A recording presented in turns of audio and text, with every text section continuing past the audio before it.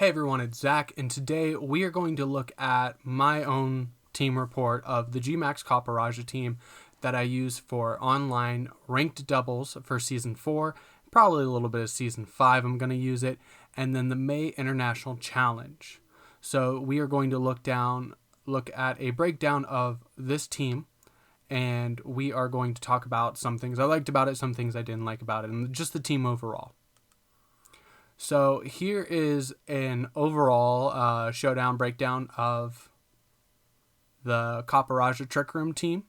So I tested this team, switching the Life Orb to Copperajah and to give the Bisharp the Assault Vest, but I chose to keep the Assault Vest on Copperajah to give it more bulk to help it against Fire-type moves coming from non-Fire-type Pokemon.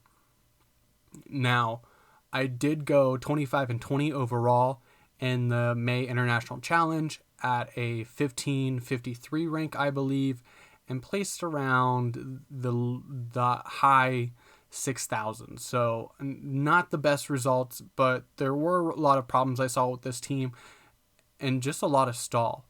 Now, looking at this team right from the Showdown Breakdown, I can actually see one of the problems. I have a lot of double types. I have Fairy on Togekiss and Hatterene, and then I have Steel with Bisharp and Copperajah. And with things like Rotom, Excadrill,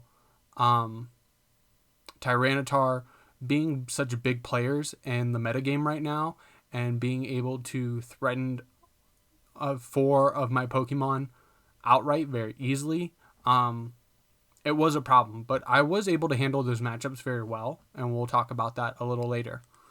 So the first Pokemon I want to look at is Dusclops. So Dusclops has Eviolite with the ability Frisk, a relaxed nature with 252 EVs on HP, 100 on defense, and 156 on special defense. Its moves are Trick Room, Ally Switch, Nightshade, and Pain Split. So one thing I think I could have changed is I definitely could have put Haze or Will-O-Wisp instead of Ally Switch. I really wasn't using Ally Switch as much as I thought I would, as much as I was before with previous Dusclops teams, just because a lot of people predict for it, and just the idea of having Ally Switch on your team is sometimes enough to psych out an opponent. But when we look at this, it does take only 15% of damage from a Arcanine Snarl. It survives a Life Orb, Mimikyu, Shadow Sneak, and only takes about less than 30 damage from it. It takes less than 50 damage from an Incineroar, Darkest Lariat, and then it takes about 71 damage max from a Life Orb, Dragapult, Phantom Force. Now, if that Dragapult or that Incineroar Dynamaxes, it's done for. But that's where the next Pokemon on our team comes in. Other than that, I really don't have to explain Dusclops. At this point in the meta, I think everyone knows how the Dusclops works on a team. So next we have Togekiss, and Togekiss is a bulkier variant with the Aguav berry. It actually has Super Luck. That's wrong. It's not Serene Grace, it's Super Luck, because I wanted to fish for Air Slash flinches. It's a calm nature with 244 HP, 84 defense, 4 special attack, 116 special defense, and 60 speed. So this Togekiss was really follow me fodder for the most part. I wish I would have taken a little off of the speed and more on the defense, but then if Togekiss is going later outside of Trick Room, being able to flinch the opposing Pokemon really doesn't matter at that point. But this Pokemon was basically used for follow me and Yawn support. Very rarely did I protect with this Togekiss. Very rarely did I have to Air Slash. But if we look at it, it does take a max attack Mold Breaker Excadrill Iron Head at about 70 to 84%. It takes a Rock Slide from a max attack Tyranitar at 72 to 85% damage, and it takes a Phantom Force from that same Dragapult that might threaten the Dusclops at a 47 to 57%. So this Togekiss is really just here to follow me and help get up Trick Room. So I used it for more support and very rarely attacked with it. And also this Togekiss usually didn't survive turn 2, which was okay because the way I set up my game plan. So next we have Hatterene. Hatterene is another Trick Room team. So if I feel like I'm going to play a longer match, I might take both Trick Room users into the match. But this Hatterene has a Babiri because it's not as bulky as the Togekiss, so I felt the Steel type coverage was more needed on the Hatterene. It has Magic Bounce with a relaxed nature and just a 252 with HP and special attack and 4 special defense. And this is bred to have 0 speed IVs. The attacks are Psychic, Dazzling Gleam, Mystical Fire, and Trick Room. So this Hatterene takes an Iron Head after Babiri with about 40 to 50% damage, and it can live a second one if Dynamaxed, and if you Dynamax at turn 1 with the berry, it can probably live 2 almost guaranteed unless the Excadrill Dynamaxes in return. So if you're facing an Excadrill, that Mystical Fire can take 67 to 80% damage against a 4 special defense Excadrill. Bulkier variants, you're going to have a little bit harder of a time. It does OHKO a 0 HP 4 special defense Excadrill if Dynamax. So if Excadrill was going to be a problem, I would sometimes opt to Dynamax the Hatterene. And this Hatterene also is guaranteed a 3-hit KO with Mystical Fire on a bulky Corviknight. And once again, you can take that down a little faster if you choose to Dynamax the Hatterene instead of the Copperajah, which this team centers around. So I would use Hatterene in places where Dusclops maybe wouldn't fit as well if I was threatened by a double Hypnosis or a Hypnosis Taunt. Or if Taunt was their best option against the Trick Room, sometimes I would lead Hatterene Togekiss and just get a Yawn off because I knew the Taunt wouldn't be able to affect the Hatterene with the Magic Bounce anyway, and the same with Hypnosis and other moves like that. So let's move on to the next Pokemon, and we're moving more into the attacking side. This Hatterene is more of Trick Room and attack, but now we are moving on to Milotic. So this Milotic has Leftovers, competitive ability with a bold nature, and this Milotic is pretty bulky. So we have 252 HP, 164 defense, 168 special attack, 20 special defense, and 4 speed. Now I did come across a lot of Milotics that would outspeed this one. I did take away some of the speed from the recommended EV spread to put more into defense and special defense and special attack. The moves are Coil, Muddy Water, Ice Beam, and Recover. I chose Ice Beam over Icy Wind because this team relies mostly on Trick Room, so slowing down my opponent's speed isn't really a priority with me in battles. And one thing I do regret is, why did I not use Hypnosis? This Milotic would get outsped by a lot of just slightly faster Milotics launching Coils and Hypnosis off, which caused a problem. But most of all, this Milotic was pretty dependable in the end game. So this Milotic takes 84 to 99%, so there is a slim chance that it lives a +2 max overgrowth from a Colossal. And sometimes that chance is worth taking if I can fire a Max Geyser back, especially with Leftovers recovery and Recover. If I can knock out a Colossal in retaliation and survive, it's really good. Doesn't always work out, but it is a possible strategy.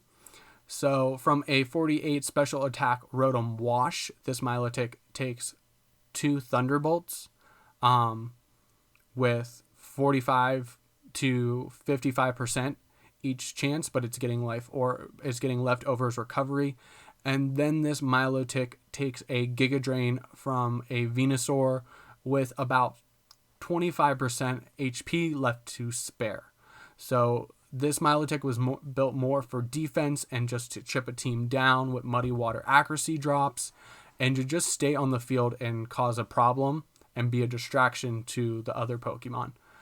Next, we're going to go to my only non-Trick Room oriented Pokemon, and that is Bisharp. So Bisharp is Black Glasses Bisharp, Defiant ability with a Jolly nature. I have 4 EVs in HP and then 252, 252, and attack and speed. The moves on this Bisharp are Throat Chop, Iron Head, Sucker Punch, and Protect. So this Bisharp usually came out turn 1 and just immediately started putting pressure on the opponent. About 87 to 102% against bulkier Dragapults. So if this Dragapult doesn't have the Focus Sash that we've been seeing on it, and it is that 252 speed, 252 attack, or 252 special attack variant that we've been seeing, Sucker Punch should almost always guarantee one-hit KO, but the bulkier sets, it has a 12% chance to do that. And Sucker Punch will get the priority. Now, this same Bisharp with Throat Chop can hit a max defense, max HP in DDF, and have a 6% chance to OHKO it. Now, all the NDDs I came across were not built this bulky. There was some invested into speed, some invested into special defense, and some invested into special attack. So almost every NDD I came across, I was able to one-hit KO it with Throat Chop. And if you're worried about it, you can always Dynamax this Pokemon and guarantee the one-hit KO against NDDs, which can help take away some problems, some redirection that NDD may cause, especially if that NDD is carrying Mystical Fire, which immediately threatens Bisharp.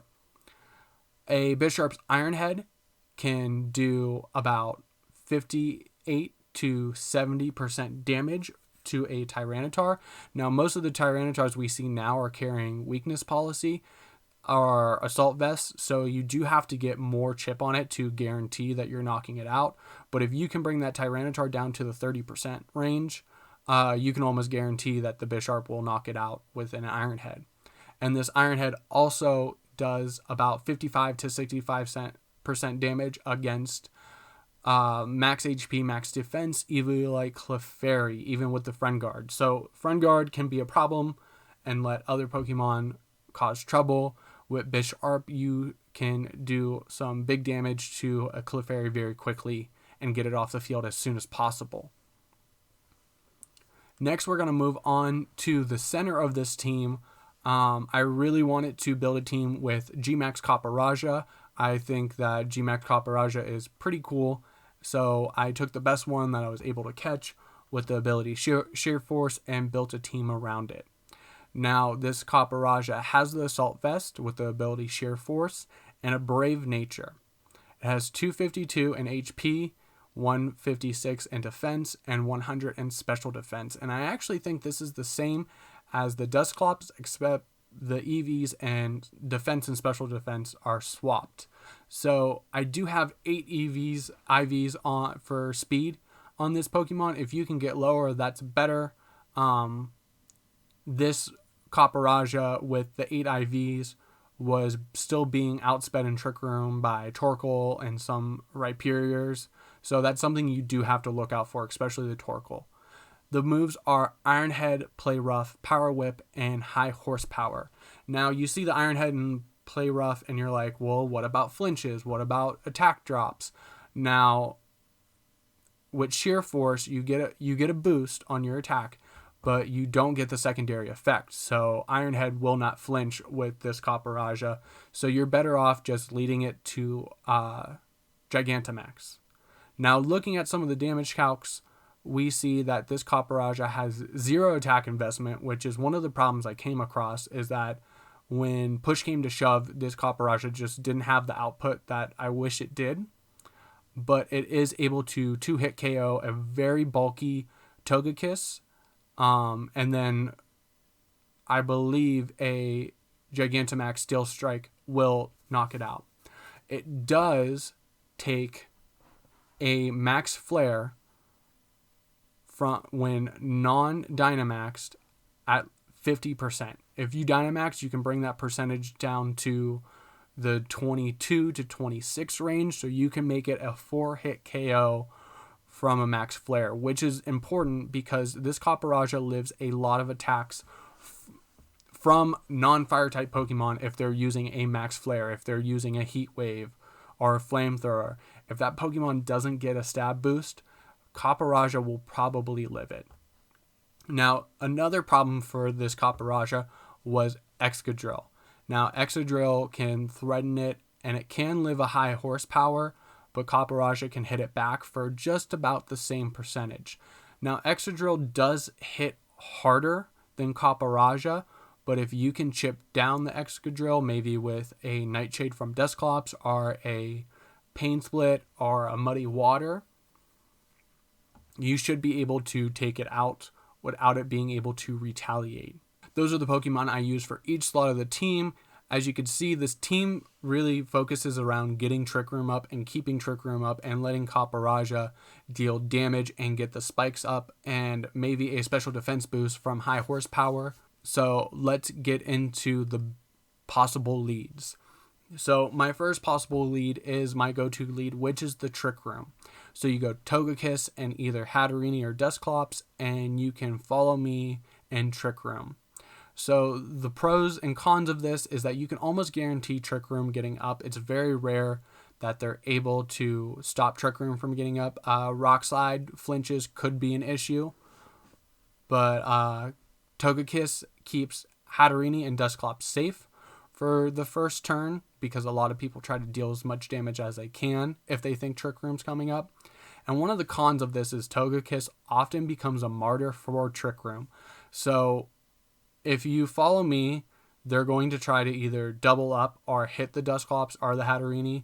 So usually Togekiss is going to get knocked out either turn 1 or turn 2. It can be a problem because when Togekiss goes down after turn 1 or turn 2, you're at a 1 Pokemon disadvantage. But if you have Trick Room up, you should be able to maintain more control and recover that deficit very quickly. Now, my next lead that I was using was what I call the power play. If I'm not bringing Trick Room, if I see a Trick Room team and I think that I can counter it quicker than they can do damage with Trick Room, I can lead Bisharp and or Milotic. So one of the pros and cons of this team is that it threatens hard play as soon as possible with both Bisharp and Milotic. Either of these Pokemon can be a good Dynamax option. Bisharp using Max Steel Strike for Fence Boost, and Milotic using Max Geyser to block any fire moves that may do damage to Bisharp, as well as Max Ice, which threatens dragons immediately, and Bisharp can use a Max Darkness, which Milotic can take advantage of the special defense drops. So if the team leads wrong, if your opponent leads preparing to counter the Trick Room and you lead these stronger Pokemon, you can force a switch. They might be more willing to switch, and you can maybe get a free Coil up on Milotic. Or if your Bisharp itself is threatening enough, you can use your Bisharp to deal damage while coiling with Milotic. Now, if that option isn't working, where you can't lead both of them, you can also add in the Togekiss support. So you can run Bisharp or Milotic with Togekiss, and you have Yawn support from Togekiss. You have Follow Me support from Togekiss, which can let Bisharp get in more attacks. It can let Milotic get off better coils. Some of the pros and cons of this team is Bisharp can handle Indeedee and Togekiss counters very easily. So especially with the Togekiss support and Follow Me, you're able to one-shot Indeedees, most of them that I came across, as I talked about earlier on the Bisharp page, and then the Iron Heads threaten other Togekisses immediately. Yawn and Follow Me from Togekiss can keep the main attacker safe and force switch outs. One of the cons of this setup is that both Togekiss and Milotic are very threatened by electric types right off the cut. So if you misplay and lead against a Rotom, for example, you are going to have some problems dealing with it, especially if it's a nasty plot Rotom. So that's my possible leads. So let's go into the team builds. So my first team build is the one that I relied on the most, really, which is the Trick Room with Follow Me support. So you either go Togekiss, Hatterene, and Dusclops. You can choose one of those two. Copperajah and Milotic. Now, with this team setup, sometimes I would like to leave Milotic behind and take both of my Trick Room setters and keep Hatterene in the back, especially if I was going against a bulkier steel type like Corviknight, for example. So Follow Me can almost guarantee Trick Room going up turn 1, and you can also use Yawn if your Trick Room setter isn't immediately threatened. So if their only counter to Trick Room is a taunt Whimsicott or a taunt Prankster Pokemon, Magic Bounce is able to just send that right back. So you can take that opportunity to Yawn with Togekiss, Air Slash to get some damage, or even Protect to keep the Togekiss around. Togekiss gets knocked out early. As I talked about earlier, Togekiss tends to be a martyr turn 1 and turn 2 when using this team, which is good because it gives a free switch in to Copperajah, because one of the key things of using this team is keeping Copperajah healthy and letting it get the spikes up, but letting it get special defense boost with Max Quake. Having Togekiss go down and getting a free switch isn't always the worst thing, but you usually do start the game off turn 1 to turn 2 with a 1 Pokemon deficit, which is never too good if you can't control all outcomes in the field with Trick Room and other things. With this team, Copperajah, Hatterene, and Milotic are all possible Dynamax choices. Sometimes I would lead Togekiss Hatterene if it was another heavy steel team, and just Dynamax and start using Yawn and Max Flare to deal with the steel Pokemon. Steel Surge sets steel spikes. That's the Gigantamax move for Copperajah. It sets steel spikes on the field, and any Pokemon switching in will take chip damage. Now, Fairy type Pokemon will take up to 25% damage. So to have a Togekiss switch in against a Copperajah, or switch in later in the game after the Copperajah goes down and take 25% damage is really good, especially if that Togekiss is bulkier.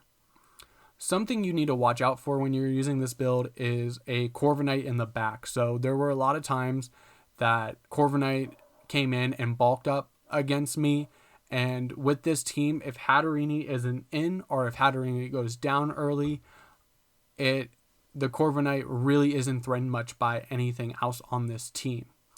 So another thing you need to watch out for is heavier Trick Rooms. Things like Torkoal and Rhyperior threaten Copperajah, and they're usually slower, so they go before Copperajah in Trick Room. And the last thing you need to look for is kind of a combination of the first two things, but heavy fire usage, things like Charizard, Arcanine, and then opposing steel types that can take Copperajah's hits. Usually that's what high horsepower is for. You can hit them hard with a Max Quake, but steel types can be a problem if they sit in the back and wait for Trick Room to be over, or if they can get defense and special defense boosts like a Corviknight can, and they can really stall out all the plans I have for damage output on my team. Now the next setup is the heavy offense with support and setup. So with here I go Bisharp, Milotic, Togekiss, and usually for the fourth Pokemon I might bring Copperajah for a cleanup, but if there's a fire type user on the team like Incineroar, Charizard, I usually go with Hatterene or Dusclops just to be able to switch into that Trick Room mode if needed, or reverse Trick Room if needed. So this setup build is to get damage as soon as possible. So Bisharp has high damage. Throat Chop can stop Snarl, Hyper Voice, and Parasong. So you can still hit things like Primarina, Sylveon, Incineroar. Even though it's not going to do a lot of damage, if you can stop them from using Snarl, Hyper Voice, it can really help out the team. Milotic can hurt the accuracy with Muddy Waters and get free coils on bad leads. So once again, if they are expecting Trick Room and they lead for the Trick Room, and you come out with a Milotic or a Togekiss and a Milotic or a Bisharp, if one of those Pokemon are switching out, you might be able to get a pretty free Coil up against the team, and getting this Milotic bulky as soon as possible is very good for the team. Togekiss can redirect with Follow Me. It can also use Yawn or Air Slash for flinches. Things you need to watch out for as this team is Nasty Plot Rotom. Whether it's a Heat Rotom or a Wash Rotom, if a Rotom is able to get a Nasty Plot off on this team, especially if it's a Milotic Togekiss lead, it can easily be a threat. Once again, that bulk up Corviknight is a threat because this team really doesn't do that much damage to Corviknight. So if I see a Corviknight on the field, especially if it's coming out first, I will usually go Togekiss Hatterene and try to immediately threaten that Corviknight after Trick Room. Another thing you need to watch out for is the typical Dragapult Colossal lead, because getting the speed advantage with fire moves, with rock moves, and then max overgrowth against Milotic is definitely an issue. Colossal is one of those Pokemon that immediately threatens in one way, shape, or form every single one of these three Pokemon. And then Charizard versus Bisharp, because in most cases, the Charizard will outspeed the Bisharp and be able to OHKO it with a max flare, or even a Heat Wave can do a lot of damage and really hurt this Bisharp early on in the game. So we've already talked about some of these trouble Pokemon, but I just make a page to go over it overall. So the first trouble Pokemon we have is Corviknight. Bulk up Corviknight can sit in the match and bulk up against my team and take a lot of damage and recover it with Roost and take the game to timer. I actually was timer stalled by 2 Corviknights, 1 Milotic, and 1 more team timer stalled me. Without Hatterene in the back or leading, or if it's taken out, this team has really no answers to a bulk up Corviknight. So if you're coming across and you're setting up your Trick Room and you see the opponent not hitting the Dynamax Pokemon and focusing on the Hatterene, you know that Corviknight's in the back and you want to switch out that Hatterene and try to keep its Babiri preserved and try to keep it there, try to keep it safe as long as possible. It is really possible to beat the Corviknight, but you have to maintain Trick Room and save Hatterene in the back.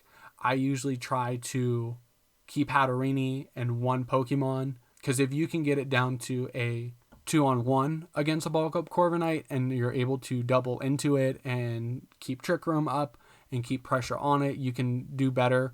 But if it comes down to a 1-on-1, especially against Copperajah or Milotic, 9 times out of 10 that Corviknight is going to be able to just timer stall you out of the game. Heavy fire types. With 2 steel types on the team, if you can always expect that an opponent is going to bring at least 1 fire type to the match if they see those 2 steel types. Milotic can handle most of them, but with Pokemon like Torkoal, Charizard, and Colossal all carrying Solar Beam, this is still a hard match whether you have Trick Room up or not. So if you go the fast mode, Charizard threatens not only Bisharp, but Milotic with the Solar Beam. And then if you do have Trick Room, Torkoal threatens Copperajah, and Milotic once again with a Solar Beam. So fire types, especially these 2 on the screen, are an issue for both of my modes. And the last trouble Pokemon I have are Counter Trick Rooms and Prankster. So this team relies on setting up Trick Room, and the turn 1 Trick Room setup is a very passive play, especially with Togekiss following me. So both of my Pokemon are doing no damage most of the time when I'm setting up Trick Room. So things like Prankster and Trick Room setters can reverse Trick Room and leave you falling behind while they're reversing Trick Room and just having their other Pokemon attack. Not to mention things like Quash Sableye, Meowstic with Prankster things like Thunder Wave, Ally Switch, Fake Tears can add more RNG and give you fewer opportunities to carry that momentum that Trick Room gives you, especially with the Copperajah. There was a time that I was just completely taken out by a Meowstic Charizard lead because they called my move and they were able to ally switch to avoid the Max Geyser from Milotic. So more RNG is more trouble for this team, especially with the turn 1 being so passive. Now, I thought about possible replacements and changes for this team, and really the only thing that comes to mind is replacing Bisharp for Rotom. So I could replace the Copperajah for something like a Torkoal. I could replace the Copperajah for something like Rhyperior, but this team was built around Copperajah, so I was really trying to keep it in the team build. So the only change that I could think of that would make the team a little better and give it a little more coverage would be that Rotom Heat. Rotom Wash might be an option, but then that would give water types like Gastrodon a little too much leeway against my team if I have 2 water types. And as you saw earlier in the video, I already have enough double type usage with Fairy and Steel. So one of the pros of switching Bisharp for Rotom Heat would be that Rotom Heat's just a little more bulkier, has a higher base speed, and more coverage against Steel types. Steel types and Fire types were a big problem. So to switch into a Fire type move and take it neutrally with the Rotom Heat might help. Being able to hit with electric moves and hit Steel type moves with Fire could be very helpful. And then Nasty Plot can be really good for the fast option, especially if the team that you're going against leads for Trick Room and you decide to go fast. One of the cons is that Rotom can be intimidated. Bisharp really can't with its Defiant. Even if it is intimidated, that Intimidate gets reversed, and Bisharp will end up +1 overall. There are no fast Steel type moves for Rotom. So one of the things I really liked with the Bisharp is that the Iron Head immediately threatens a Togekiss that could cause problems with Follow Me, Yawn, or Heat Wave, or Dazzling Gleam. So having that Rotom in means that there's less options to hit Togekiss with, but you still have Thunderbolt and Max Lightning to threaten the Togekiss, so I guess that's not so much of a con. Another con is that Rotom Heat being Fire type is way more threatened by a T-Tar Rock Slide and can do less to counter it. So this Bisharp did do a lot of damage against opposing T-Tars, and if I saw a T-Tar, I would usually try to either keep the Bisharp in the back until Trick Room's over, or I would try to lead fast and take out the Tyranitar as soon as possible. With Rotom Heat, you really don't get that quick damage against a Tyranitar, and it's more threatened by a Rock Slide. And Rotom, another con with Rotom is that the moves, you might have trouble figuring out what moves you want to have.